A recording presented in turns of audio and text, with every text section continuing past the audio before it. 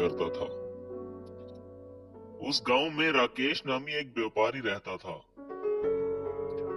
राकेश माल्टे का व्यापार करता था। हर रोज सुबह वो अपने ठेले पर माल्टे लादकर गांव-गांव बेचा करता था। राकेश माल्टे बेचकर जो पैसे कमाता, इन पैसों से अपनी बीवी और बच्चों का पेट पालता था। राकेश अपने व्यापार से ज्यादा खुश नहीं था, क्योंकि माल्टे के व्यापार से वो ज्यादा पैसे नहीं कमा सकता था। वो हर रोज यही सोचता रहता कि मैं आखिर ज्यादा पैसे कैसे कमाऊं। एक दिन राकेश माल्टे बेचने गांव जा रहा था। आज सुबह से इसका व्यापार कुछ ज्यादा अच्छा नहीं हुआ था। वो जा ही रहा था कि अचानक एक बहुत बड़ा माल्टा इसके सामने आ गिरा। राकेश इतने बड़े माल्टे को देखकर बहुत हैरान हुआ। अरे, इतना बड़ा माल्टा! अगर मैं इस माल्टे को घर ले जाऊं तो फिर इस माल्टे को छोटा छोटा करके बेचूंगा। राकेश इस बड़े माल्टे को अपने ठेले में लादकर घर ले आता है।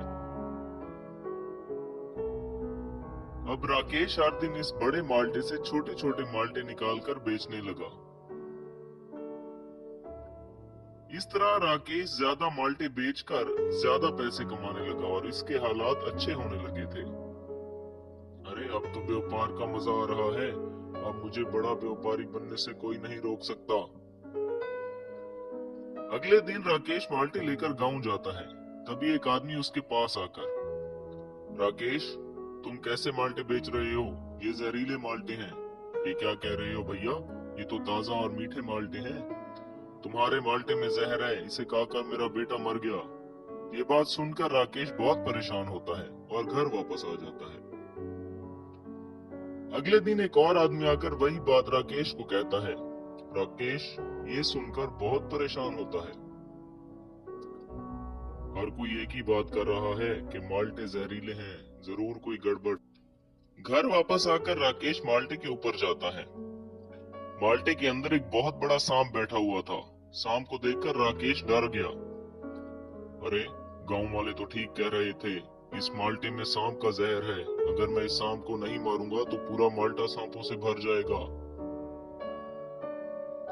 राकेश तुरंत एक सपेरे के पास जाकर उसे सारी बात बताता है। ये सुनकर सपेरा राकेश के घर सांप पकड़ने आ जाता है। सपेरा बड़े माल्टे से सांप और इसके बच्चों को पकड़ लेता है और एक बोरी में डालकर अपने साथ ले जाता है। राकेश सपेरे की दी हुई जड़ी बूटियां माल्टे में डाल देता है।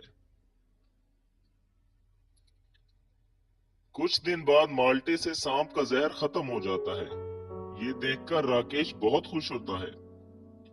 राकेश एक बार फिर बड़े माल्टे से छोटे छोटे माल्टे निकालकर अपना व्यापार करने लगा और धीरे धीरे बहुत अमीर हो गया।